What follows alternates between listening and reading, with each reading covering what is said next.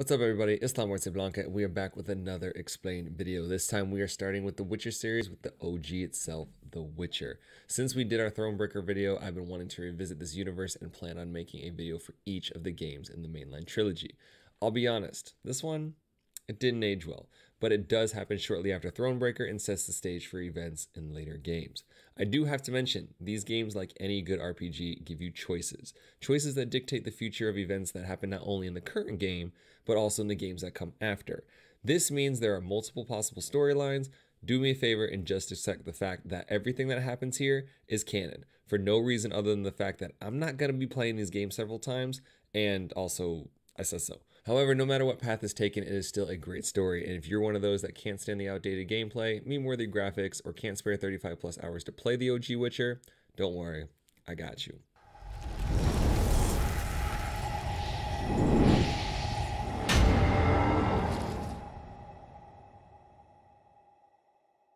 Before we even get to the game, there's a cutscene that provides some background. For those of you that don't know, this fish head with cat eyes is Geralt of Rivia, our main character. Geralt is a witcher, or a genetically altered human mutant thing that now works as a monster slayer for hire.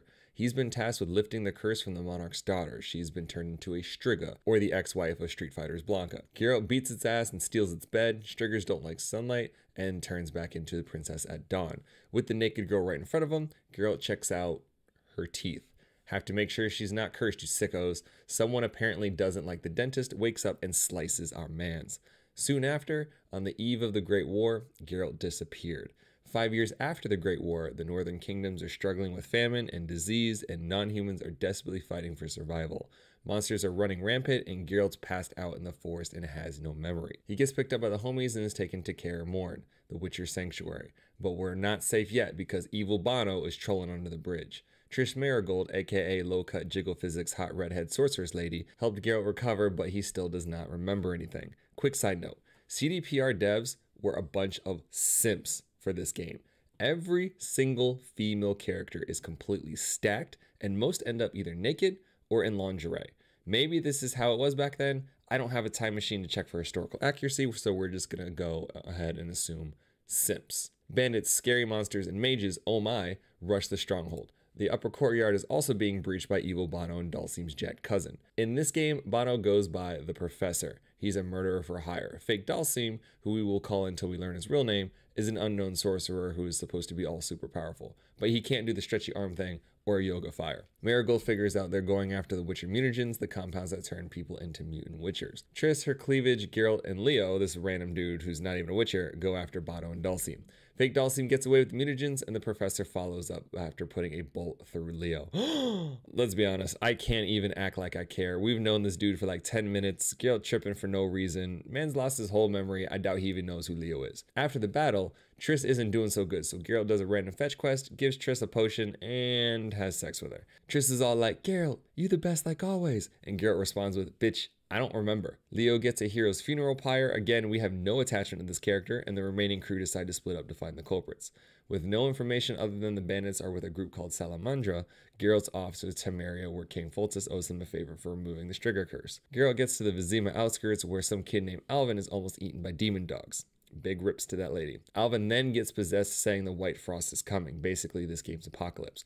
Geralt then finds Shani, dude must have a thing for redheads, who points him in the direction of the town that wants to get rid of the bad dogs. He goes on a dog chase, watches Alvin get possessed again. He learns fake Dulcime is really Azar Javid, and everything they stole is at the Vizima Salamandra base. He then has to decide whether or not to kill the town witch because the peasants blame her for the demon dogs. But don't worry, she's a redhead. After having sex with her, Geralt helps her slaughter not only the demon dogs, but also the entire village, because they sell children to gangs. Yes, there's another reason. He did not slaughter an entire village just because he got some from the cute witch lady. After the village slaughter, Geralt rolls up on Vizima, but gets his ass thrown in jail because the guards don't believe his past is real, because it's not. Behind bars, Geralt witnesses the Professor getting away, again. Dude in his fake-ass lending glasses talks some shit and then leaves. At this point, Geralt is completely SOL until the guards roll up offering him a deal. Geralt can go free if he kills the cockatrice, basically mutant chicken. Don't tell the Skyrim guards we're gonna go kill it. In the sewers, Geralt runs into Siegfried, a knight of the Order of the Flaming Rose. For those of you confused, think Templars or a cult with swords and a quote-unquote noble cause. Siegfried's an okay dude, so he and his shitty squire haircut help Geralt get the mutant chicken. Siegfried hears of Geralt's hunt for Salamandra and points him in the direction of his investigator friend.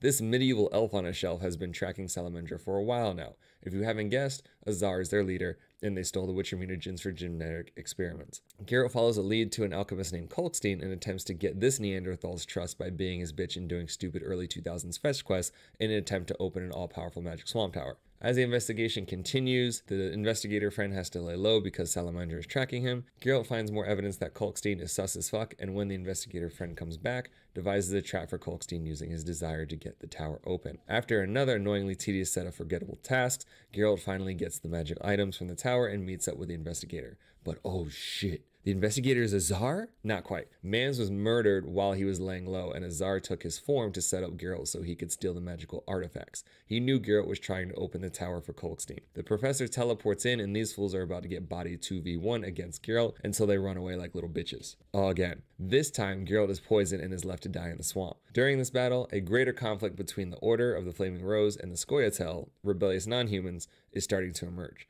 Geralt wakes up in Triss's bed, and after almost dying from the poison, has sex with her again. CDPR, simps. Triss's cleavage then proceeds to explain she found Geralt when her magical spidey sense started tingling after the battle with Azar. She also invites Geralt to the banquet where a number of powerful people might be able to help with Salamandra. Before that though, Triss requests Geralt get that weird possessed elven kid. She says he likely has elder blood, which allows him to have immense magical power, and this power cannot be allowed to get out of control. But there's one problem. Shani says, fuck that. You can't let her have elven because she doesn't know how to raise a child. So now Geralt has to decide which redhead gets the kid. I'm gonna be all the way real with y'all. Triss let us hit twice, so she wins. As you'd guess, Shani's pissed and now wants nothing to do with Geralt. Meanwhile, Triss is all trying to start a family and wants to settle down. Skirt! I'm sorry, what? Like any dude in crisis, Geralt calls on the homies Dandelion, Bard, and Manslet extraordinaire, and Zoltan, this fish dwarf thing, get our man completely shit-faced, and right after discussing relationships and feelings and commitment, take him to the whorehouse. Geralt ends up at the banquet and talks to a bunch of people, including DeWitt, the Order's #1 asshole, and Princess Ada's bodyguard. Ada, by the way, is the girl you saved from the Striga curse, and she's a redhead. Before you ask, yes, Geralt fucks her too. Eventually, Triss introduces Geralt to Declan, who also wants Salamandra gone. He needs either the Scoia'tael or the Flaming Rose's support for the impending war against Salamandra. Because we're cool with Siegfried, and we've killed a bunch of Scoia'tael up to this point, don't judge me, they started it, we hit up the Flaming Rose. With the worst possible timing, this little peasant boy rolls up and makes us run all the way back across town so we can stop a bank from being robbed. Siegfried and Geralt roll up, don't like how the Scoia'tael are eyeing them, so they say fuck negotiating and straight up butcher the whole squad. Following this massacre, Siegfried agrees to help Geralt fight Salamandra. Back at the banquet, Triss, Geralt, Declan, and Siegfried are all having a secret meeting that DeWitt is trying to crash. He's in the same cult as Siegfried, but this dude is shady as fuck. Triss manages to teleport Geralt and Siegfried to the Salamandra base so they can open the gate and let Siegfried's homies join the fight. After beating the shit out of more Salamandra, Geralt runs into Azar and the professor again. Azar starts talking shit like he didn't use hacks and poison our dude in the last fight, but then starts to justify his reasoning as King Foltest is a special brand of sleazebag and the Lodge of Sorceresses is also guilty for their own manipulation. In Azar's defense, Foltest is kind of the worst. He impregnated his sister and then also gave up some of the allied kingdoms to Nilfgaard during the last invasion, so there's that. Azar then force pushes Geralt and those bitches run away yet again, but literally just scamper off into the next cavern. After confronting them both for like the 10th time already, guess. I bet you won't. Tell me what Azar does when Geralt rolls up ready to fight. Fucking teleports away. At least we get to body the professor. Fuck you, fake Bono. Sunglasses didn't exist back then. Before finishing him off, he decides to blow up the cavern and they land in a Kikimora nest. This nasty-ass bug monster that eats the professor alive. After a bullshit boss battle, Geralt gets the cage to collapse on the queen and escapes the cavern. Hold up, what is Ada doing here? While Daddy Foltest was away, she's planning to stage a coup and assume power. She's working with Salamandra. What the fuck? We had sex! I thought she was cool. said every nice guy ever who's been cheated on. Geralt is sentenced to immediate death, and because our man's is a pimp, his last wish is a kiss. But Triss's jealous ass stay peeping on the homie and teleports his ass to some random lakeside away from Vizima. At the town by the lakeside, Geralt does a bunch of other random shit, like talk to a tadpole frog thing, meet with the lady of the lake, she's naked because CDPR again, are simps. Somehow fucking Alvin shows up in this godforsaken town and starts analyzing your choices. Geralt plays dice against a ghost to save Alvin, solves a wedding love triangle family conspiracy by making Dandelion sing a ballad to a noon wraith the bride turns into after being killed by her sister, sacrifices a cow in order to kill the demon tadpole frog thing, and gets knighted by the naked water elf lady, who then gives him a sword to help him fulfill his destiny. After all of this, Berenger shows up. This guy hates that he's been forced to be a witcher and in return betrayed them to Salamandra. This asshole is the one who gave Salamandra the location of Kaer Morhen, helped them with their research, and is supposed to bring Alvin's magical ass to them. However, all of this was done because Salamandra was threatening to kill Berenger. So Geralt lets this betrayal go and walks away. Soon after, Geralt runs into White Rayla. If this sounds familiar, it's because she's the same non-human racist from Thronebreaker, Black Rayla. Not sure why she changed her color. Rayla informs Geralt that the non-humans are revolting and Vizima is burning to the ground. She's leading a unit from the Order to intercept and destroy a Scoia'tael unit in the nearby village. Like at the bank, they have hostages, but Geralt manages to talk her down.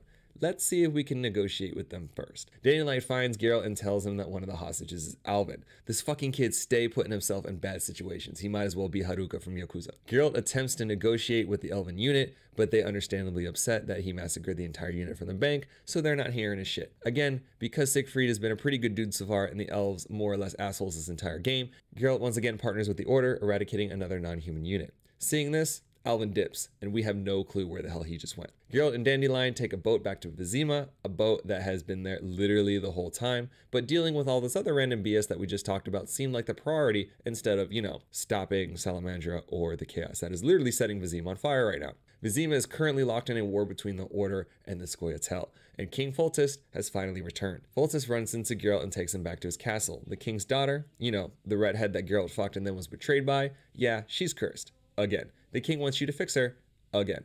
To add to the already massive shitstorm, not only are the non-humans revolting, but the Order Knights are also out of control. Foltest needs help putting them back in their place. As he heads toward Princess Striga, Geralt fights his way through the Scoia'tael Order war, takes a quick break to have sex with White Rayla, and then watches her get sniped only to be like, damn, that sucks. Eventually, Geralt lifts the Striga curse, and all he had to do was distract her until dawn. I mean, one of the easiest boss fights I've ever played. It pulls some Beauty and the Beast shit and turns into one of Geralt's favorite fetishes, in lingerie. Simps. Turns out Ada's not as bad as we thought, she's just stupid. She was tricked by the professor into helping Salamandra. She also mentioned something about them creating mutants, probably why they needed the mutagens and all that powerful magic. The king sends word of Salamandra's location, and Geralt goes ready to kick Dhalsim's ass. On his way there, he runs into DeWitt.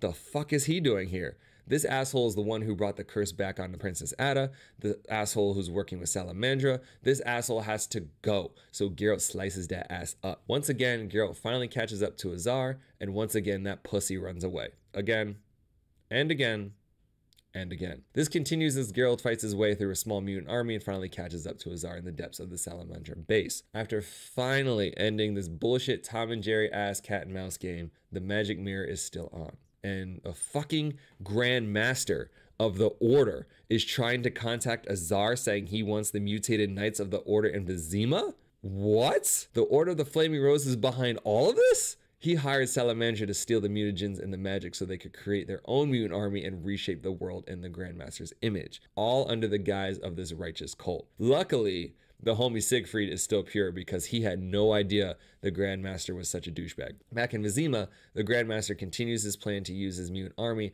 and the chaos created by the elves to overthrow Foltest and take over. Geralt reports back to Foltest. Luckily, he's recently formed an alliance with King Radovid, who will help quell the Order uprising in exchange for Ada, aka Geralt's sloppy seconds. Now Geralt is on a mission to cut off the head of the beast, the Grand Master himself. He continues to hack his way through the war-torn Vizima, fights for his life against a sewer monster that's massive but can somehow completely submerge itself in knee-deep water, and ends up fighting the Grand Master, who refreshingly doesn't run away.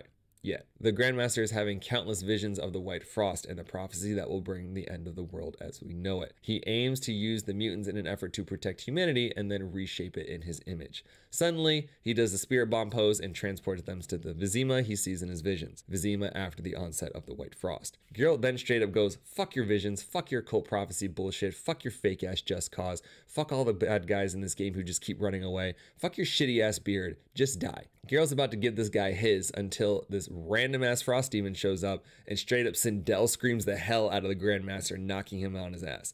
Demon Thing is actually a specter representing the King of the Wild Hunt, a group you'll hear a lot more about in Witcher 3. He goes on this long ass speech about Geralt sowing the seeds of chaos with all the bad choices he's made throughout the game, to which Geralt tells King Boo's anorexic cousin to shut the fuck up. The specter then says he wants the Grandmaster, to which Geralt continues to say, fuck you, fight me for him. They do. Geralt wins. With no other distractions, our man finally rolls up on the Grandmaster and stabs this dude straight through the heart. That one's for Leo.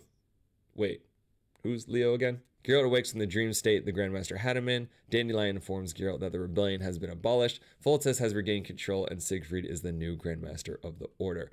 Geralt manages to recover the Witcher secrets and the mutagens that were stolen from Kaer Morhen. Human-non-human relations are at an all-time low. The king forgave the Order for their treason as Siegfried tries to reform them. Those that plotted against the king were severely punished. Temeria and Redania are now allies, and Foltest is in Geralt's debt. And not just because of the events that transpired throughout this game. Because, as Geralt is taking his leave, a fucking assassin rolls up out of nowhere to try and kill Foltest. Geralt butchers this dude and oh shit. Is that a Witcher? Cliffhanger. And that's The Witcher. Geralt clearly has a redhead fetish. Alvin is on every milk carton in Temeria because no one knows where he went, and we have no clue what is going on with that assassination attempt, at least until our Witcher 2 video. If you found this video helpful or at all entertaining, please be sure to like, subscribe, and enable notifications so you don't miss any amazing future content. We will continue the rest of the Witcher trilogy, but make sure you let me know in the comments what other games, franchises, any of that do you want to see. We've already done a ton of other explain videos, so make sure you go check those out as well. As we continue to explain the series, please bear with me as these videos take time. Some of these games need to be replayed to get the full experience, and Blanc is a very busy boy with a full-time job, young family, and a growing live stream. If you want to hang out with us on the live stream, join the family on Discord or connect on any of the socials. All my links can be found in the description below. I'm La Blanca, and I'll catch y'all next time.